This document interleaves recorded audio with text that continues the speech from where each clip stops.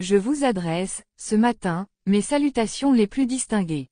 Message du jour, faites le bon choix et soyez heureux. Le psaume 1 nous invite à méditer sur le chemin de la vie et sur les choix que nous faisons chaque jour. Il distingue deux voies, celle du juste et celle du méchant. Bienheureux l'homme qui ne suit pas le conseil des méchants, qui ne s'arrête pas sur le chemin des pécheurs et qui ne s'assied pas en compagnie des moqueurs. Dans ce verset, le psalmiste décrit l'attitude d'un homme qui, d'abord, marchait dans la voie et l'esprit du Seigneur, mais qui, à un moment donné, s'est laissé influencer par de mauvaises associations. En suivant les conseils des méchants, il a cessé de marcher dans la voie de l'obéissance et s'est finalement assis avec les moqueurs, c'est-à-dire ceux dont l'esprit profane ne voit plus dans le sacré que matière à plaisanterie. La Bible nous avertit, vous couriez bien, qui vous a arrêté, pour vous empêcher d'obéir à la vérité.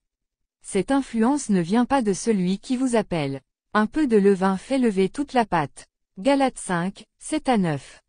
Le juste, en revanche, est celui qui choisit de ne pas se laisser influencer par de mauvaises pensées ou de mauvaise compagnie. C'est une personne qui se garde de ce qui pourrait polluer son âme et qui trouve sa joie et sa sagesse dans la méditation de la parole de Dieu. Lorsque nous cessons de marcher dans la voie de l'obéissance, lorsque nous nous arrêtons et nous asseyons avec les ennemis du peuple de Dieu, ceux qui calomnient ses serviteurs ou critiquent l'œuvre du Saint-Esprit, les ténèbres et l'ombre de la mort viendront inéluctablement nous envelopper. Prenons un instant pour réfléchir à nos influences. Quelle voie nous guide chaque jour? Choisissons de nous ancrer fermement dans la parole de Dieu, tel un arbre planté près d'un ruisseau, toujours nourri et fortifié par l'eau vivifiante de sa parole. Le psalmiste affirme, il est comme un arbre planté près d'un ruisseau, qui donne son fruit en son temps, et dont le feuillage ne se flétrit point, tout ce qu'il fait réussit. L'image de l'arbre est particulièrement évocatrice. Un arbre solide, dont les racines plongent profondément dans l'eau vive, est nourri en toute saison. C'est ainsi que nous devons être, enracinés dans Dieu et dans sa parole, afin que notre vie porte du fruit. La parole de Dieu est ce ruisseau nourrissant qui fait croître notre foi, et à travers elle, nous sommes appelés à produire des fruits, des œuvres justes, des paroles de paix, un cœur plein de miséricorde. Lorsque nous restons proches de Dieu, nous portons du fruit. Cela peut prendre du temps, mais la promesse divine est que nous ne serons jamais privés de ce dont nous avons besoin. Il n'en est pas ainsi des méchants, ils sont comme la paille que le vent dissipe.